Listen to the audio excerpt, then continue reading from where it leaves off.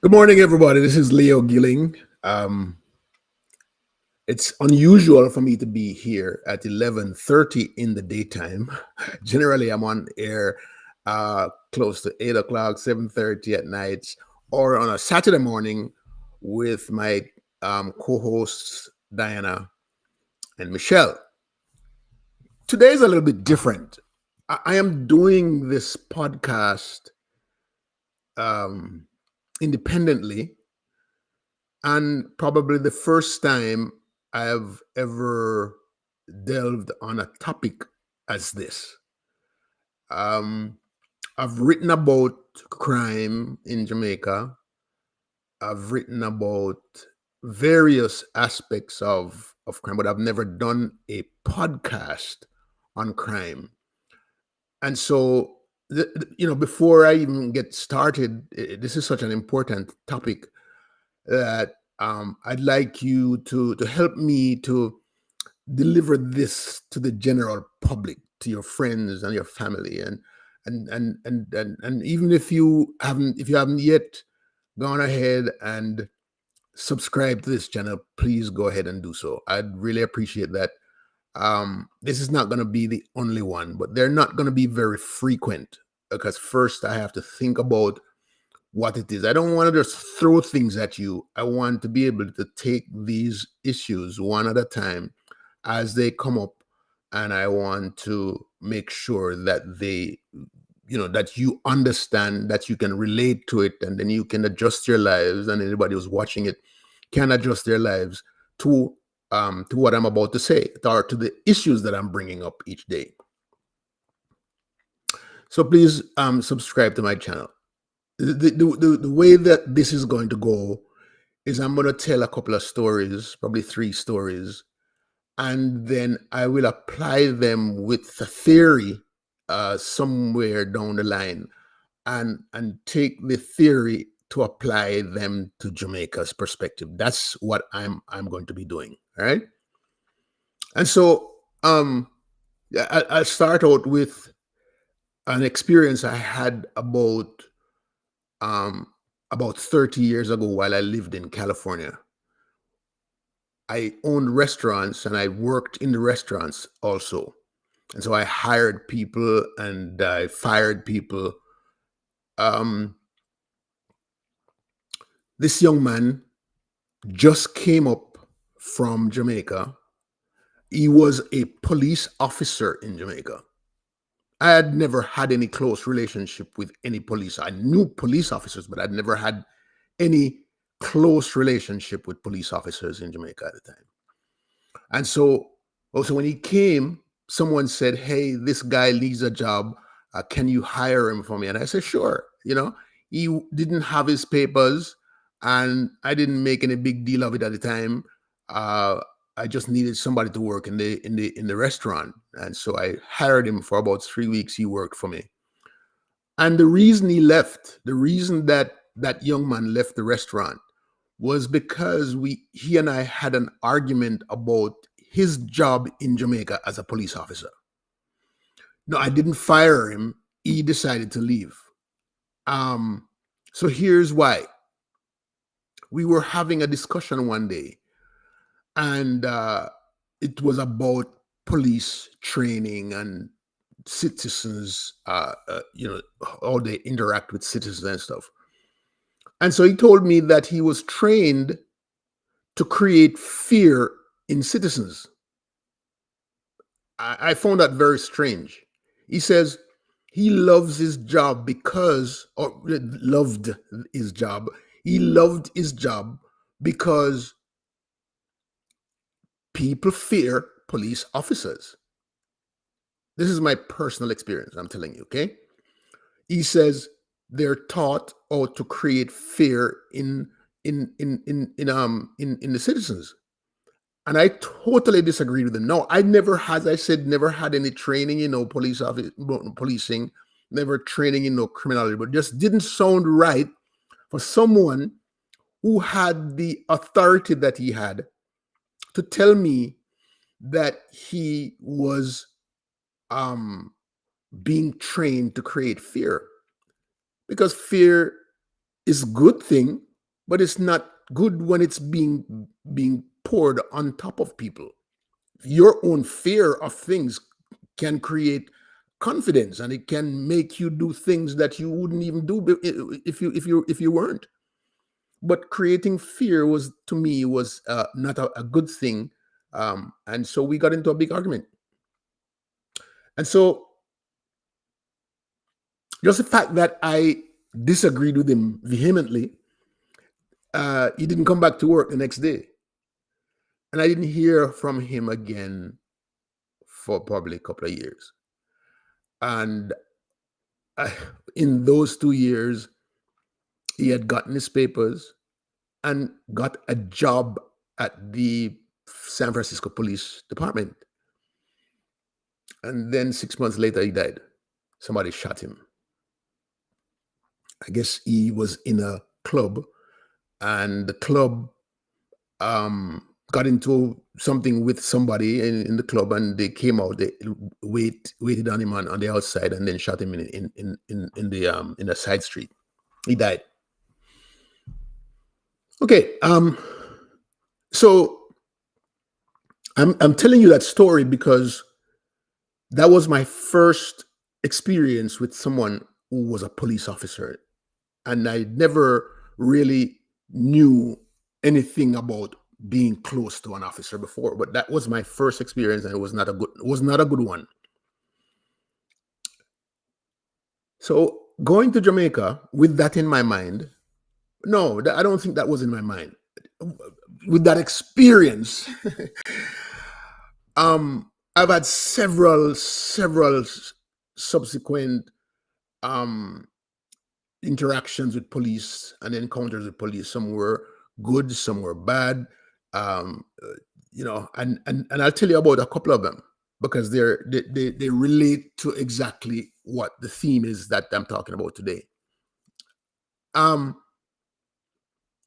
So the first one I want to tell you about is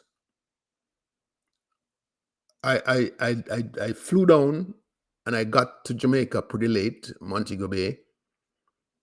And it was like 9 o'clock when I got to Montego Bay. I drove to Otrius. I had a reservation at a small hotel. And so I drove to Otrius and I could not find the hotel.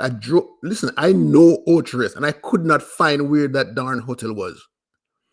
And instead of coming out, it was like 11:30 at night. Instead of asking anybody on the street, because most people know when you're a foreigner and you're a driver, rent a car and stuff. I said, I'm going to drive into the police department, that police department across, I think it's across the market on that street that takes you from the clock back to the main thoroughway.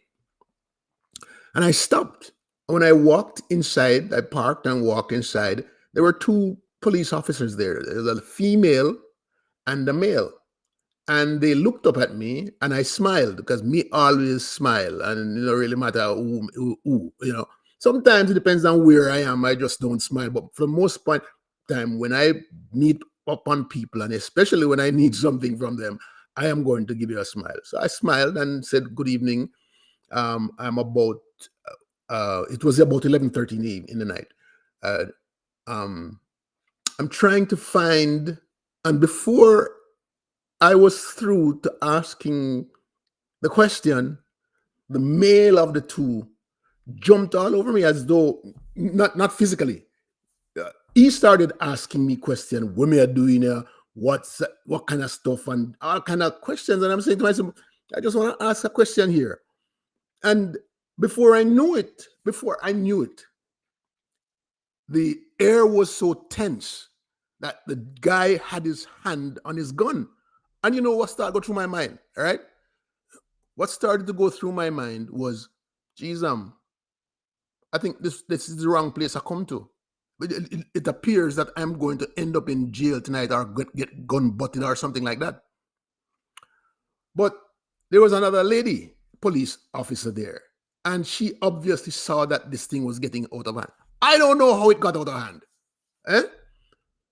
And so she saw that it was getting out of hand. And instead of sitting down and waiting for it to get totally out of hand, She jumped in and said, "Tell me the name of the hotel that again." Oh no, no. She says, "What was it that you want again?" And I said, "All I wanted was to find out where this hotel is. What's the name of the hotel?" She says, and I told her, and she said, "Oh, okay. It's in a little corner down there, but you can find it. It's right there next to that big one, you know." And I stepped out of the place, not knowing what the hell just happened, right?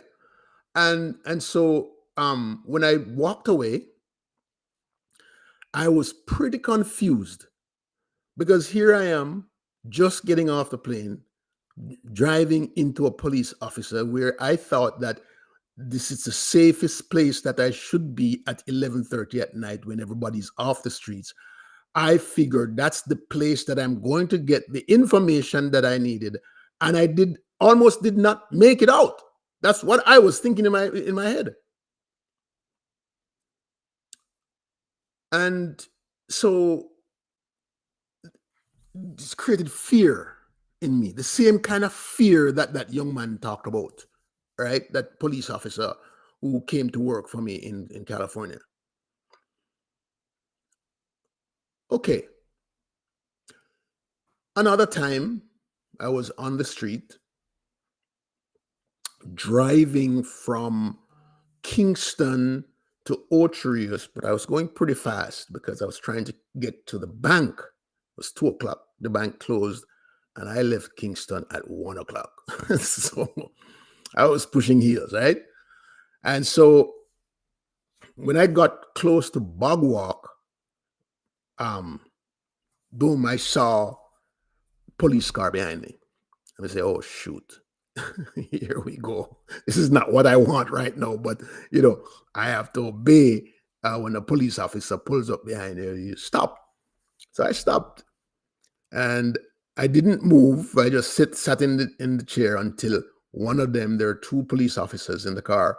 One of them came to the side, the other side of the car, and he asked me to wind the glass down. I wound down, and then he said, "You were going pretty fast," and he seemed very nice. You were going pretty fast. I said, "No, yeah, I know I was going very fast, but I'm trying to get to the bank. It closes at 2 o'clock." He looked at his watch, and he says it was like almost two.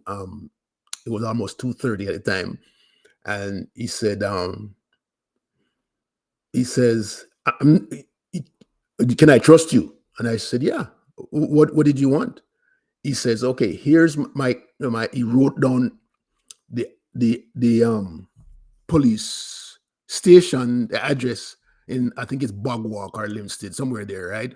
And he says he recognized that I was not from Jamaica, and he said, "I'm going to allow you to go to the bank, but I need you to come back to the station. Here's where the station is, and here's my number." And I smiled and I said, "Thank you so much." He says, "Be careful on the road because I need you to come back to the station." So I went, drove. I still had to drive fast. Sorry, but nobody else stopped me. And I got to the bank. And when I got back to that station in, I think it's Bogwalk. I don't remember. Okay, I'm confused with Linstead and Bogwalk. I got back up there about 3:15, 3:30. As I walked in, he was walking out. And he smiled and he said, "You're a good man, you know?" He says, "I'm not going to give you a ticket because you prove that but I have all of your information where you live in America and everything already." He says he went on social media and saw me, all right? And so he says, um, "Please drive carefully. I understood what you were doing, but please drive carefully on the road." I left the station, right? And I had a complete turnaround on my thoughts about who a police officer is, right? It was completely different. And and I said to myself, "Oh my gosh, there are good police officers out there," right? And I said, I remember the one that I had in Ocherius, the experience I had, and I said, "What a difference!" I started questioning how many of these type of police officers are out there who are understanding. How many of them out there that are actually using the term procedural justice when they do their jobs? It's hardly likely that there are many. That's what I was saying in my mind. That there are many of those type of police officers out there. But I then have to assume that they are. And so, you know, life life is funny because the three experiences would have said to me that there is hardly any. But then you meet other police officers over and over with different experiences, and you say to yourself, "Oh my God, something must be wrong about how the teaching take place, how the training take place, who is on the force, what is going on, who is out there dealing with the general public." So the whole idea of this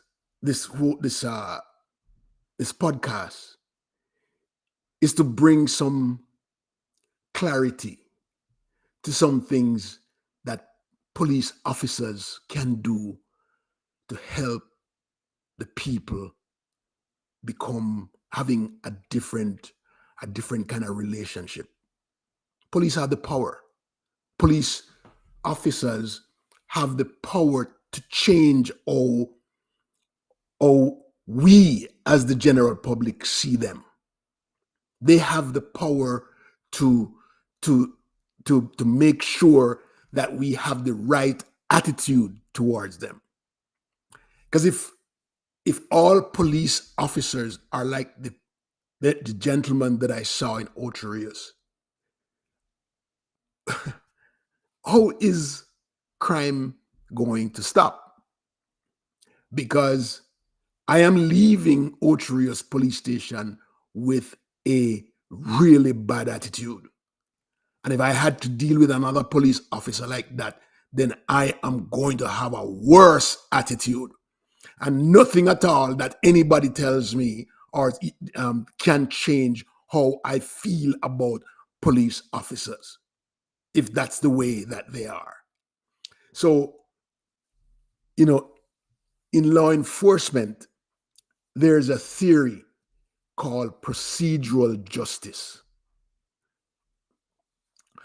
Procedural justice focuses on the way police and other legal law enforcement authorities interact with the public and how these characteristics of these interactions shape the public's view of police officers. That's what we call legitimacy, right? So if the people feels that police are just and fair, then it is likely that they will treat the interactions just and fair. Consider this. If you, for example, have a friend who always treats you right, treats you with respect, treats you fair and just, how are you going to respond to that person? The likelihood is that you will do the same, right?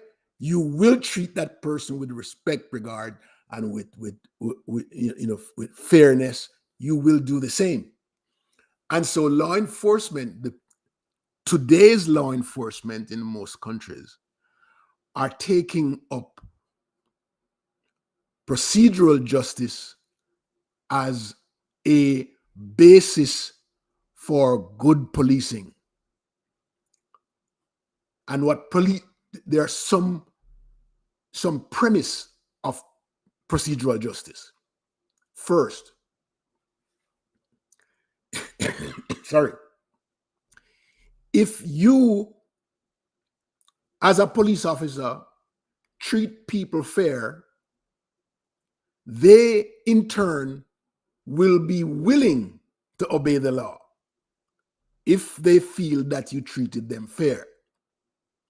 They will cooperate with the police in crime fighting, and that will in turn reduce crime. But if they don't feel that you treated them fair and with respect and regard, and that they are human beings, then they are going to fight back and fight you and fight everybody else who looks like law enforcers. And so it's important that we recognize that procedural justice is a way to reducing crime.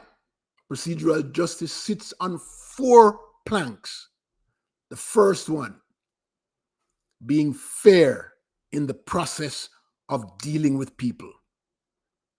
That is, treating people with dignity and with respect.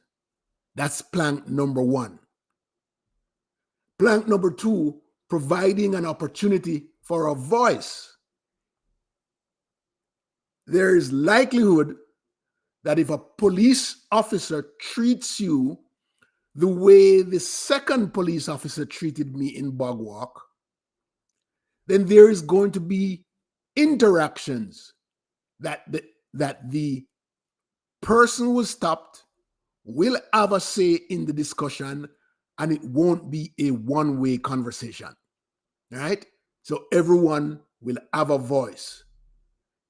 Plank number 3, being impartial in your decision. No. This policeman who stopped me going in excess speed could have taken me to the police station, which means I would have lost the bank, the opportunity to go to the bank. He could have stopped me for longer and written up a ticket, right? But then he understood my issue. And since it wasn't an infraction that cost anybody any life, could have cost my life, it could have gone the other way. He felt, let this man go and do his business and trust that he would come back to the station. Right? It must be about how I interacted with him and his inner sense, his senses, that made him give me the opportunity to go on. So he is showing me that he is a person, not just someone who's out there to enforce on him. And maybe that is all a part of enforcing law. If you think about it, understanding the person on the street is also about enforcing the law. So he dug a little bit deeper than the normal police officer would and say, okay, this man doesn't want to be a person committing crime, but he has a situation that he needs to take care of. So let him go take care of it, and let me see what he will do. He didn't just drop it, because he went and searched me on the internet and found me, right? So being impartial, is a big part of helping the people that you are serving understand you, and understanding you, meaning that in a positive way, will help with crime reduction, because you're not sending me. Because if him never let me go and him carry me to jail and thing, my impression of police officer would just be going down the drain. He saved the day. All right. So being neutral in your decision making, being impartial in your decision making as a police officer, helps to reduce the intensity of anger in other people who are out there that you're facing. And lastly, the last plank is being transparent in your actions. What does that mean? Conveying trustworthy. He extended trust to me, and he doesn't even know me. This man was was was carrying out the whole idea of procedural justice, and it caused me to change my impression of a bad situation with a bad officer before. Because now I say to myself, there are good police officers in Jamaica. Right? So it is important. It is so important that the police understands that they can contribute to a greater relationship with the public. Because without it, it's pure harshness. It's pure fear mongering. It's all one-sided relationship. And so if police officers execute their jobs as well as they do, the gentleman in Bogwalk did, trust me, the research has proven that they are human beings, and if they treat us like human beings, the response, the response would be different. It would be different than what you see on the streets and in videos. Because today, what I see on videos is people completely disregard police officers, disregard law enforcement, disregard the law. That same law that they look forward to protecting them, they're disregarding it. People are disregarding law enforcement. And the police need to get it back. The police need to get it back by becoming more by executing more procedural justice out there, more understanding of the people, improving legitimacy, making the people understand more about policing, respecting policing, respect that they are treating them justly, respecting them, and regarding that they are human beings. Very, very important. 4 planks of procedural justice that probably we need to learn and train our police officers on. Being fair in the process, in the interactions, providing the opportunity for a voice, meaning that when you stop persons, ask questions, wait for an answer, make sure that there's conversation between both of you, that the person that you stopped has a voice, right? Being impartial in your decision, knowing that if you look partial and sound partial and execute partial, that you're not going to get the community to respond positively to you. And lastly, being transparent in your actions, being able to look trustworthy, to act trustworthy, to speak trustworthy, so that the people can show trust back to you. Because if you show trust, you'll get it right back. All right. That's it for me today on procedural justice. I hope that it has helped you to understand a little bit more about law enforcement, a little bit more about how law enforcement interact with the public, how law enforcement can change how the public reacts to them. This is Leo Gilling, and you have a wonderful day. Bye-bye.